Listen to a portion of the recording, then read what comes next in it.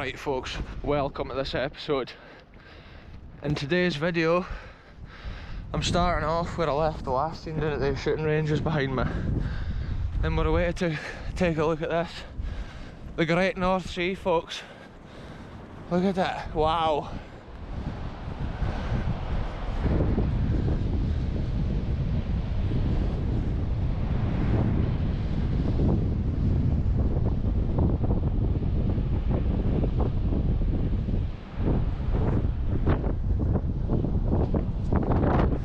There's something pretty big washed up on the beach down there, I'm not sure what it is. Those waves are massive. Oh, there's something else washed up down here. What even is that? Some sort of tank. So there you go folks, the Great North Sea. It's too windy out here. So we'll move on in this video to the next exciting spot.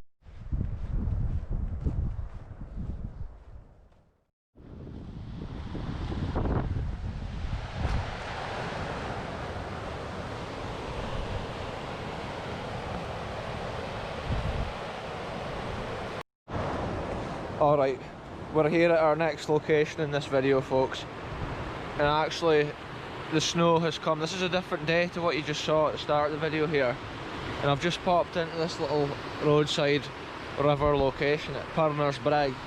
It's one of my favourite spots, and the river water's crystal clear today.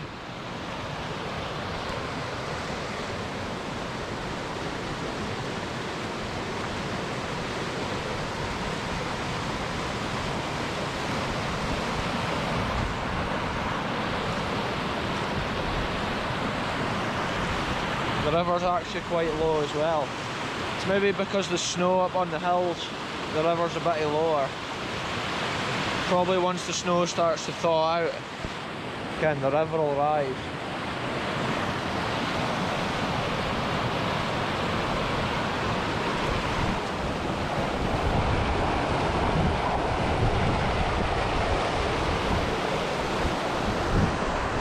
It's only like 1 degree Celsius now, and it's horrible, it's so cold. When you're watching the video you can't get an aspect of the overall temperature here. I should have had the woolly hat on.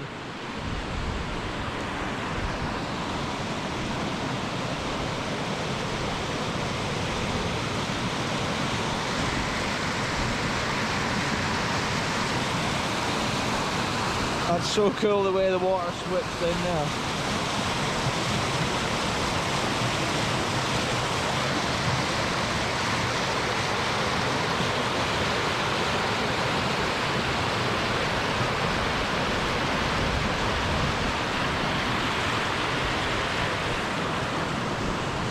That's Parnabrugg over the top of the water there. I have been here quite a lot in videos, but I was just coming past here and I thought, I want to see how high the river is. And the last time I was here, the water wasn't that clear.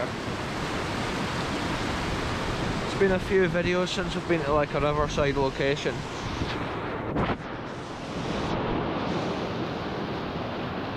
Anyway, this was just a quick stop in the video.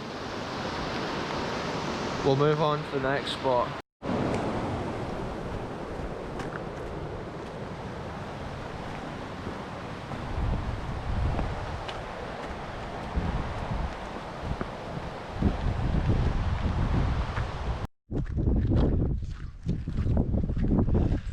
Welcome to the third windy location in this video, folks. I've come to a forest location this time, but the wind is still blowing. Seems to be everywhere I go. Look at this, it's a cool wood machine here. There must be clear fell in some of this forest here. Look at the forwarder, that's so cool.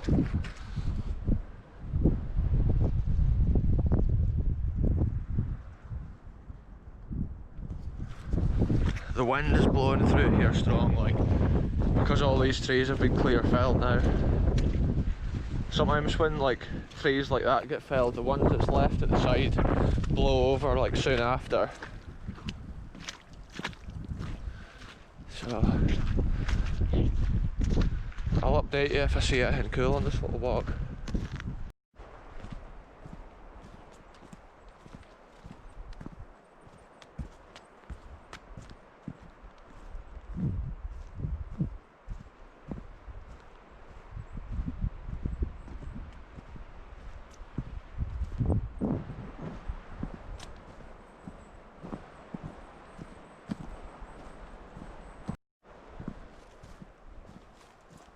there seems to be a lot of this heather through this forest here. Look at it. That's what heather looks like in the winter. In the summer here it'll be, well, autumn time, it'll be purple here over the forest floor. It's pretty cool. Look at this dead tree. It's like the woodpecker's been here. Look at all this on the ground. And look at all the holes the woodpecker's been pecking.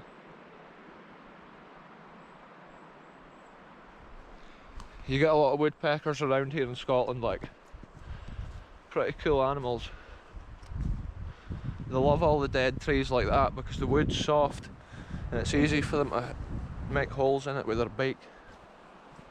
And then the wee grubs and stuff crawl into the holes, and then the woodpecker comes back and gets its tea, eats out the wee grubs that's in the hole. It's quite cool.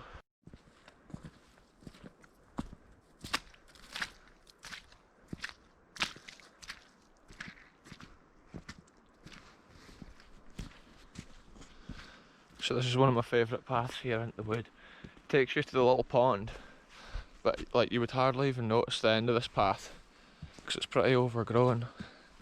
But this wee ponds were built in the wood to, well, for fire. If there was fires, they could easily pump the water to whatever bit of the forest it was needed at. I've never seen the water right at this board before. That's pretty crazy. Look how much moss is up here. That is crazy. Look how much moss is here on the floor. The forest floor. That's like sphagnum moss. A lot of that stuff's like 1.5 feet deep. If you stand on it, you just go right into it. Like, it's pretty cool. I think it's actually got like antiseptic qualities to it or something.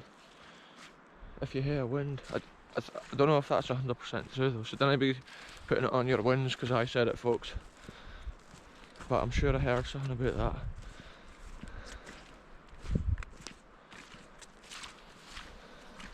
Some of these trees are huge, like in this section of forest.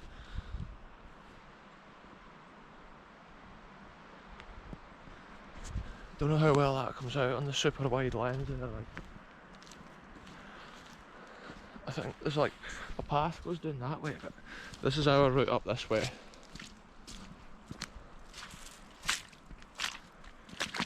Oh, look how deep that is, what? It's actually brown like that because of the peat in the ground.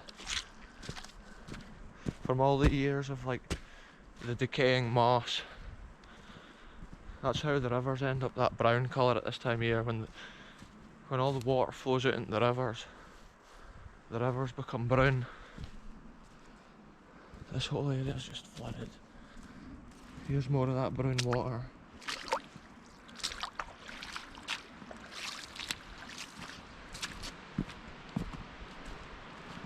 These trees here are a crazy shape, like.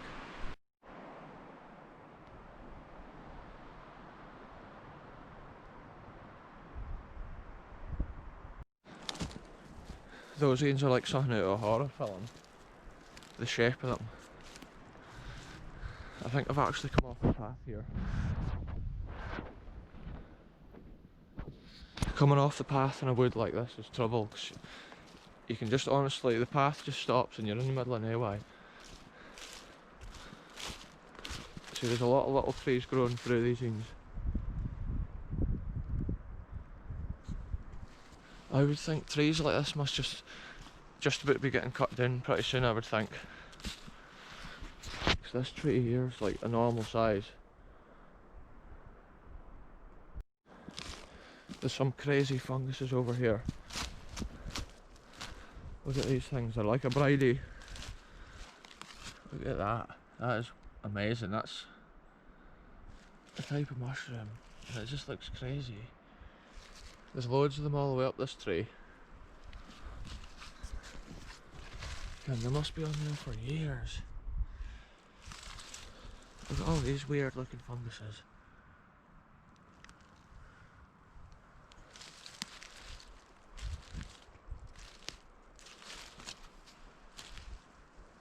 There's actually a hole in that tree there. That's probably like an animal's house.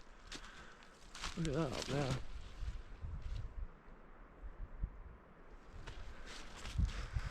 I reckon there'll be some sort of wildlife living in that hole for sure. That's why I'm now just sticking the camera right in. Could even be like a weasel or something. It would nip my finger. Now I think we need to head over. The path's over by this fence. Is it just like bog-like conditions?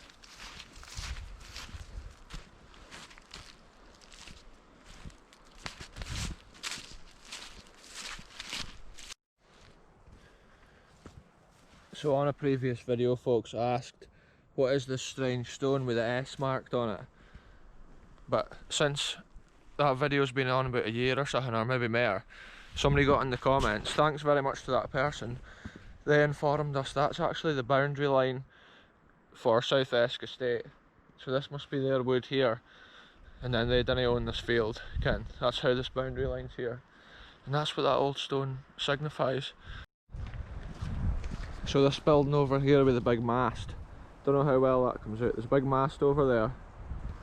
That's a World War II, one of the UK's main World War II like listening stations. This whole forest here behind where I'm walking, like that was all like military operations in the war. They had various different like masts and stuff, I think.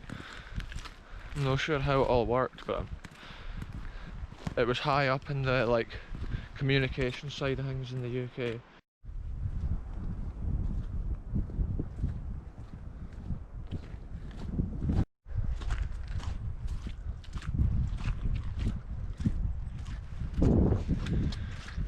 It's cool how those machines can go anywhere through all those boggy bits of forest and that, they can just hud go in.